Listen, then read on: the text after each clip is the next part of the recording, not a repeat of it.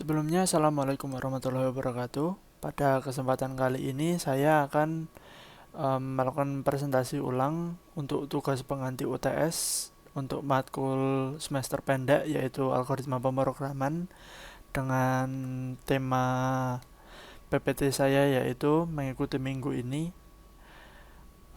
lalu, mohon maaf, yaitu algoritma pemilihan. Sebelumnya, perkenalkan dulu, nama saya yaitu Bakti Putra Tama dengan NIM 24106010062, dengan program studi matematika dan Fakultas Sains dan Teknologi. Oke, kita langsung masuk ke teori dasar untuk memahami logika percabangan dalam algoritma.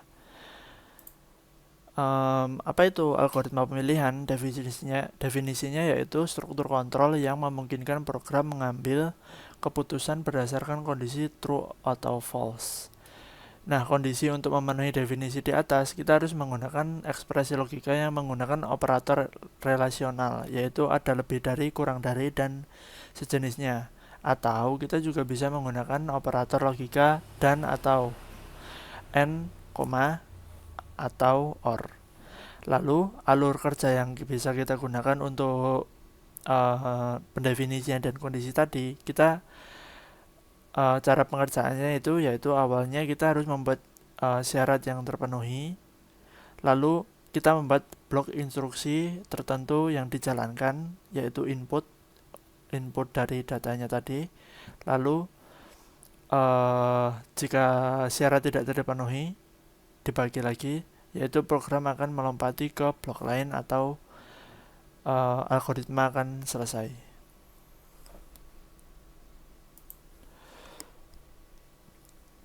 Nah, untuk yang kedua, kita masuk ke struktur kontrol, yaitu ada 3 jenis struktur kontrol utama untuk algoritma pemrograman pemilihan, yaitu yang pertama itu ada if, yang kedua ada if else, dan yang ketiga ada if else if, yang akan saya jelaskan sebagai berikut.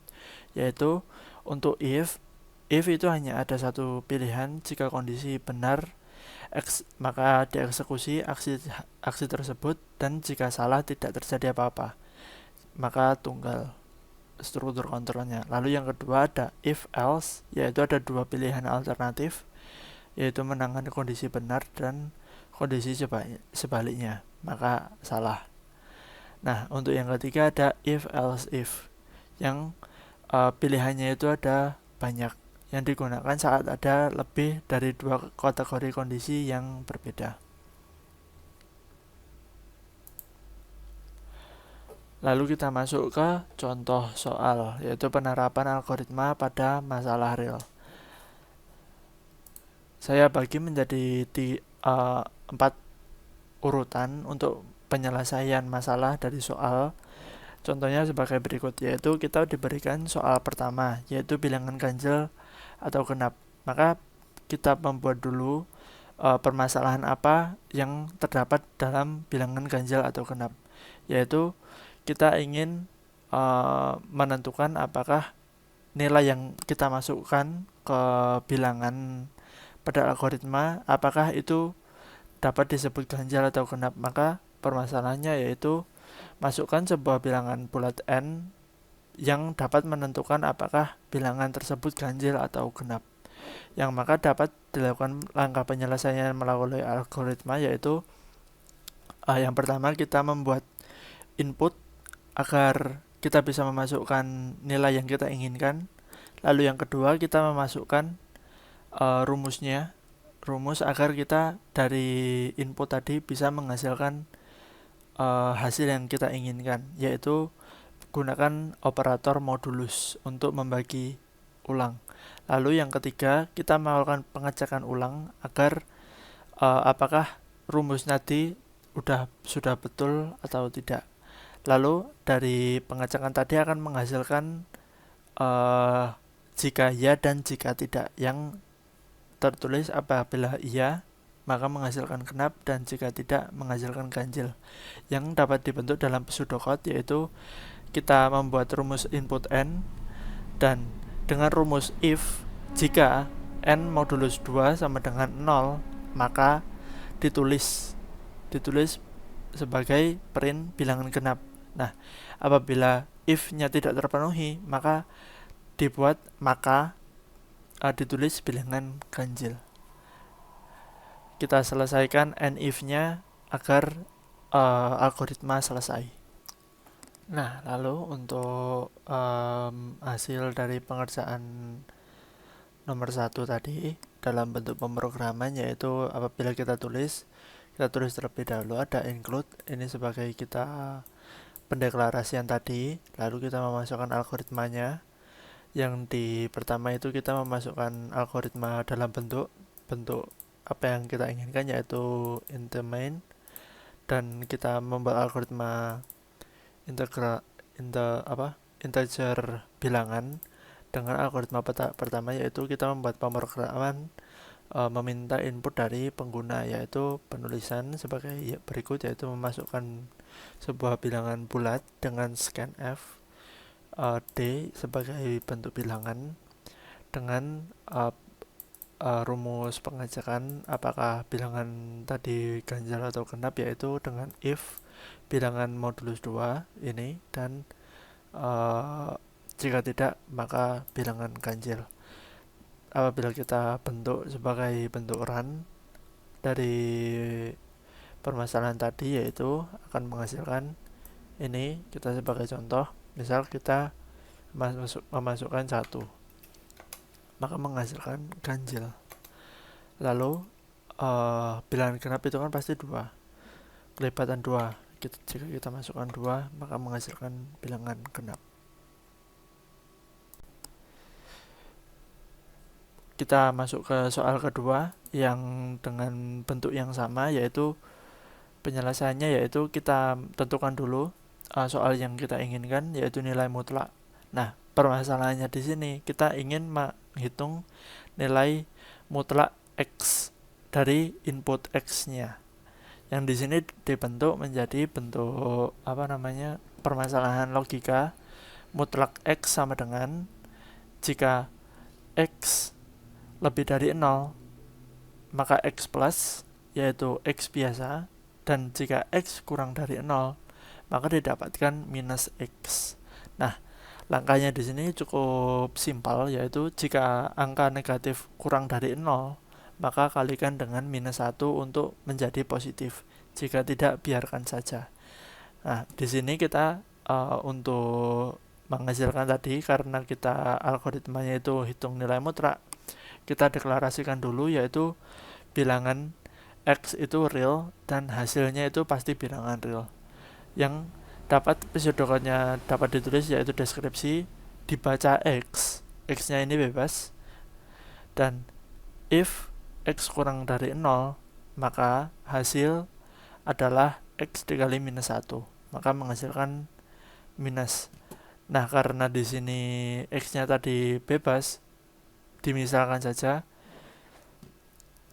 nilai x-nya adalah 2, maka di sini menghasilkan minus 2.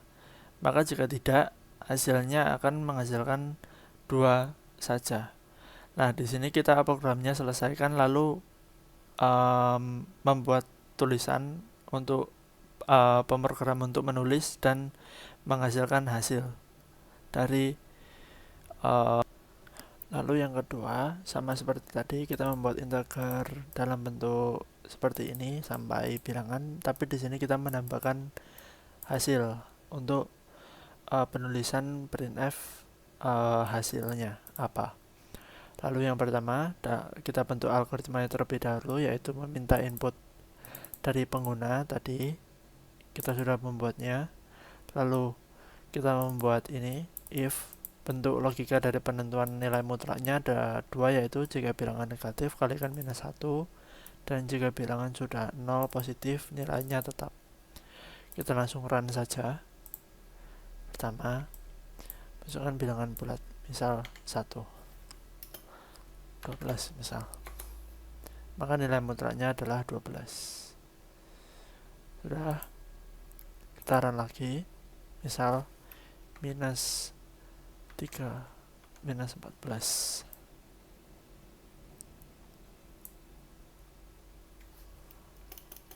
misal ya nilai 17 bisa. Nah, nilai mutlaknya adalah 17 yang kembali menjadi 17, maka nilai mutlaknya dari minus 17 adalah 17. Maka sudah sesuai ya teman-teman. Untuk nilai mutlaknya bagaimana? Pengerjaan di atas. Lalu yang ketiga, ini yang cukup rumit, yaitu if else if, yaitu permasalahan majemuk, yaitu akar persamaan kuadrat, yaitu klasifikasi akar berdasarkan nilai diskriminan D sama dengan B kuadrat kurang dari 4AC. Dengan kondisi nilai yaitu if, else if, dan else, yang tertulis di sini D if-nya untuk kondisi pertama yang memenuhi yaitu D lebih dari 0, dan else if D sama dengan 0. Lalu else karena tidak memenuhi kedua kondisi di atas, maka dibuat menjadi D kurang dari 0, yang dengan hasil klasifikasi akar menyesuaikan dari tadi, yaitu yang pertama ada dua akar real berlainan, yang kedua ada satu akar real yaitu angka menjadi kembar, dan yang ketiga yang terakhir else itu akar imajiner tidak real.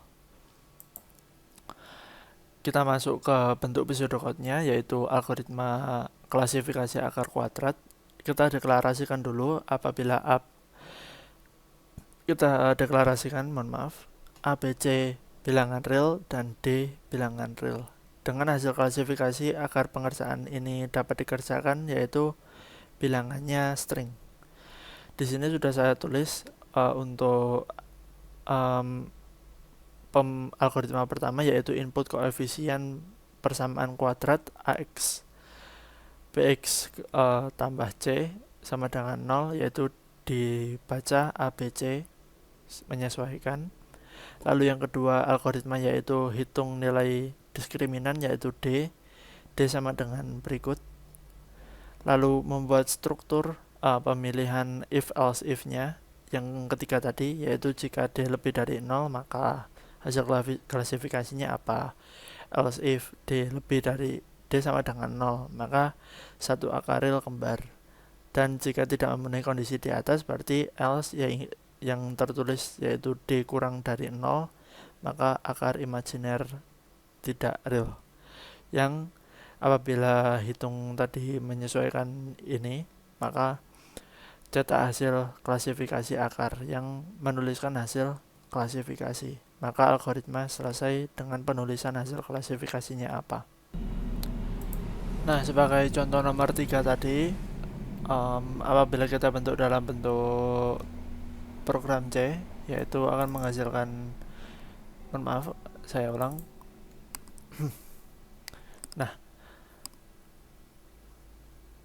Nah, lalu untuk contoh yang seperti nomor 3 tadi, sebelumnya kita bentuk dulu include-nya dan integer main-nya.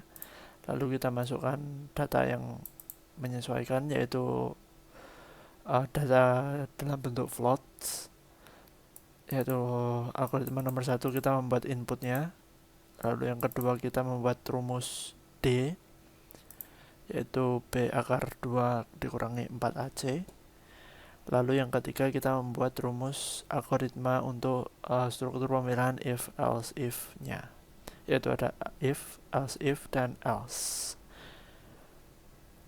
yang dapat kita bentuk.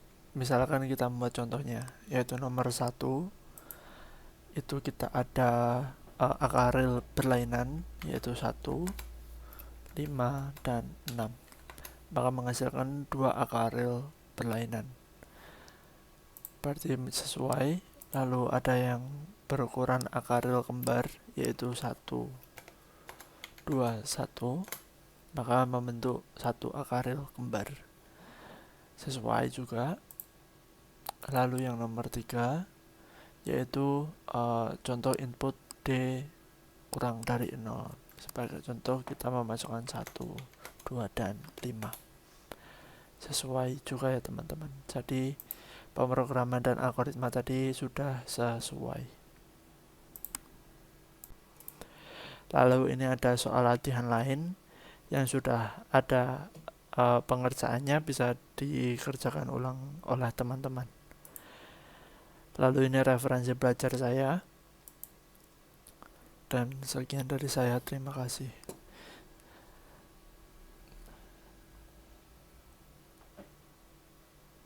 Sebelumnya mohon maaf apabila ada kurang lebihnya, mohon maaf. Sekian dari saya, wassalamualaikum warahmatullahi wabarakatuh.